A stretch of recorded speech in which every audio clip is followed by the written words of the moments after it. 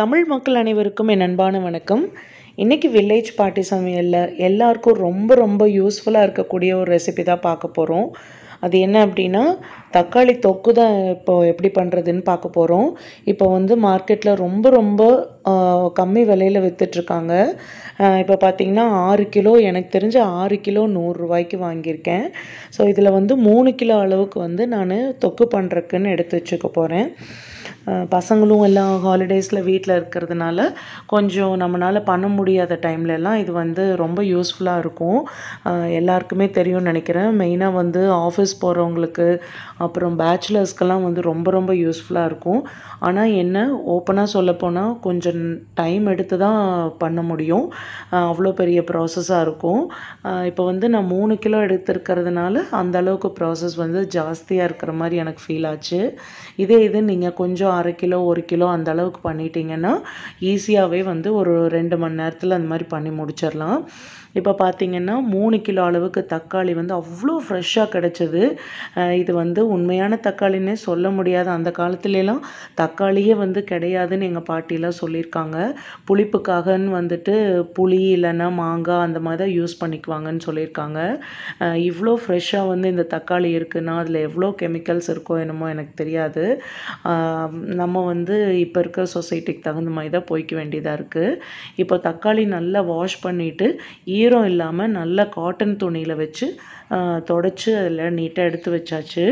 இதே வந்து 1க்கு 2, அதாவது ஒரு தக்காளி வந்து 4, 5 அறுத்து நம்ம வந்து வெறும் வடை சட்டியில் வச்சு நம்ம அதை வந்து நல்லா சுண்ட வேக வைக்க போகிறோம்.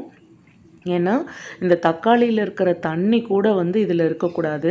நம்ம ரொம்ப நாளைக்கு ஸ்டோர் பண்ணி வைக்கிறோம் அப்படிங்கிறதுனால தண்ணிங்கிறது கொஞ்சம் கூட இருக்கக்கூடாது. இப்போ நான் புளிக்கு பதிலாக வந்து நான் கொடம்புளி தான் யூஸ் பண்ணியிருக்கேன். ஏன்னா வந்து நான் ப்ராமிஸாக சொல்கிறேன், நான் புளியே யூஸ் பண்ணுறதே இல்லை இப்போல்லாம். கொடம்புளி வந்து உடம்புக்கு வந்து எந்த விதமான இதுவும் கெடுதலும் இல்லை அப்படிங்கிறதுனால நான் எல்லாத்துக்குமே சாம்பார்லேருந்து மீன் குழம்புலேருந்து எல்லாத்துக்குமே வந்து கொடம்புளி தான் யூஸ் பண்ணிகிட்ருக்கேன். இப்போ 2யும் சேர்த்து வடை சட்டி வந்து நல்லா ட்ரையாக வச்சுட்டு அதில் இந்த தக்காளியை கட் பண்ணதையும் போட்டு கொடம்புளியும் சேர்த்து இந்த தண்ணி எவ்வளோ தண்ணி விட்டுருக்கு பாருங்கள். வடை சட்டி ஃபுல்லாக இருந்துச்சு அந்த தக்காளி கட் பண்ணி போட்டது. இப்போ அதுலேருந்து தண்ணி பிரிஞ்சு வந்திருக்கு நம்ம மூடி வச்சதுனால. ஸோ இதில் வந்துட்டு நல்லா சுண்டி வந்துடணும். இங்கே பார்த்திங்கன்னா எவ்வளோ ஃபுல்லாக இருந்த வடை சட்டி ஃபுல்லாக இருந்த தக்காளி இந்த அளவுக்கு வந்திருக்கு. இன்னுமே வந்து கொஞ்சம் லைட்டாக தண்ணி இருக்க மாதிரி ஃபீல் ஆகுது. அதனால் இன்னுமே கொஞ்சம் அதாவது கொஞ்சம் சுண்ட விட்டுறலாம். இப்போ பார்த்திங்கன்னா இப்படி ப்ரெஸ் பண்ணி பார்த்தோம்னா அந்த தண்ணி மாதிரி வருது இல்லையா, அது கூட வரக்கூடாது. அந்தளவுக்கு பண்ணினா மட்டும்தான் நம்மளுக்கு வந்து ரொம்ப நாள் வந்து ஸ்டோர் பண்ணி வைக்க முடியும். இப்போ பாருங்கள், அந்த தண்ணி எல்லாமே எடுத்துட்டு இப்போ நல்லா வந்து ரொம்ப அப்படியே குழஞ்சி வெந்திருக்க மாதிரியா தக்காளி வந்து சூப்பராக வந்து வெந்துருச்சு. இது வந்து ஒரு பர்சன்ட்டு கூட வந்து நம்மளுக்கு சூடே இருக்கக்கூடாது, வெது வெதுப்பாக கூட இருக்கக்கூடாது. அந்த அளவுக்கு வந்து நம்ம ஆற வச்சதுக்கப்புறமா இது 2 மட்டும் எடுத்து நம்ம மிக்ஸி ஜாரில் ஒரு ஓட்டினோம்னா நல்லா ஃபைன் பேஸ்ட் ஆகிடும். அதுக்கப்புறமா என்னென்ன இன்க்ரீடியன்ட் சேர்த்துறது அப்படின்னு சொல்கிறேன். இப்போ மிக்ஸி ஜாரில் வந்துட்டு எல்லாமே அந்த தக்காளி பேஸ்ட் எல்லாமே போட்டாச்சு. இதை வந்து நம்ம ஒரு ஓட்டை எடுத்துட்டோம் அப்படின்னா நல்லா ஃபைன் பேஸ்ட்டாக ஆறிடும்.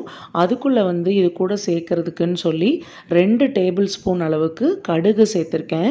இது நல்லா பொரிஞ்சு வந்ததுக்கப்புறமா ஒரே 1 டேபிள் ஸ்பூன் அளவுக்கு வெந்தயம் சேர்த்துக்கலாம்.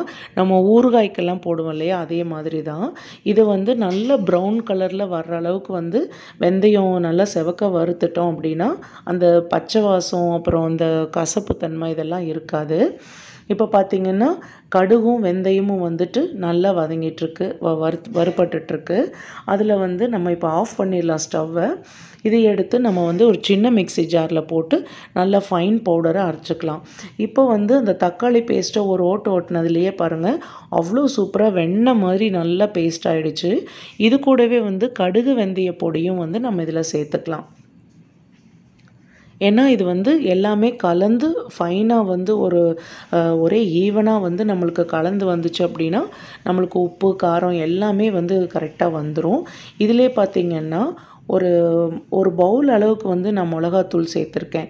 அது வந்து கிராம் கணக்கில் சொல்லப்போனால் ஒரு 100 கிராம் இருக்கும். அது வந்து நம்ம இது கூட வந்து நம்ம சேர்த்துக்கிட்டோம். ஏன் அப்படின்னா இதையும் சேர்ந்து நம்ம ஊற்றும்போது காரம் எல்லாமே அது கூட கரெக்டாக மிக்ஸ் ஆகி வந்துடும். இப்போ இதுக்கு வந்து நல்லெண்ணெய் வந்து நான் எடுத்திருக்கேன். நல்லெண்ணெயில் பண்ணும்போது மட்டும்தான் அது அவ்வளோ டேஸ்ட்டாக இருக்கும். இப்போ 1/4 லிட்டர் அளவுக்கு நான் நல்லெண்ணெய் எடுத்திருக்கேன். சுத்தமான செக்கில் ஆட்டின நல்லெண்ணெய் எடுத்திருக்கேன். நல்லெண்ணெய் நல்லா சூடானதுக்கப்புறமா இதில் வந்து ஒரு 1 1/4 டேபிள் ஸ்பூன் அளவுக்கு வந்து நம்ம கடுகு சேர்த்துக்கலாம் தாளிக்கிறதுக்குன்னு சொல்லிட்டு. இதில் 1 1/4 ஸ்பூன் அளவுக்கு கடுகு சேர்த்தாச்சு. இது கூடவே 1 டேபிள் ஸ்பூன் அளவுக்கு சீரகம், அதுக்கப்புறம் நல்ல ஒரு கை நிறைய கருவேப்பிலை இலைகளையும் சேர்த்துக்கலாம். கருவேப்பிலை இன்னும் நிறைய போட்டாலும் ஒன்றும் தப்பில்லை, ரொம்பவே சூப்பராக இருக்கும். இது கூடவே அளவுக்கு ஒரு 100 கிராம் அளவுக்கு பூண்டு வந்து தோலோடவே வந்து மிக்சியில் வந்து நான் ஒரு ஓட்டி அதுலேயும் சேர்த்துட்டேன். இப்போ இந்த பூண்டு வந்து நல்ல ஒரு ப்ரௌன் கலரில் வர்ற அளவுக்கு நம்ம வறுத்து எடுத்துக்கலாம், தாளிச்சுக்கலாம். ஏன் அப்படின்னா அந்த பூண்டோட பச்சை வாசம் இருந்துச்சுன்னா அதில் இருக்கிற ஈரப்பதம் கூட நம்மளுக்கு ஊறுகாய் கெட்டு போகிறதுக்கான வாய்ப்பு இருக்குது. அதனால நல்லா ப்ரௌன் கலரில் ஆகிற வரைக்கும் நம்ம ஃப்ரை பண்ணிக்கலாம். அதுக்கப்புறம் அது கூடயே வந்து 1 டீஸ்பூன் அளவுக்கு பெருங்காயத்தூள் சேர்த்துருக்கேன். இது வந்து ரொம்ப வாசனையாக இருக்கும், நம்ம டைஜஷனுக்கும் ரொம்ப நல்லதாக இருக்கும்.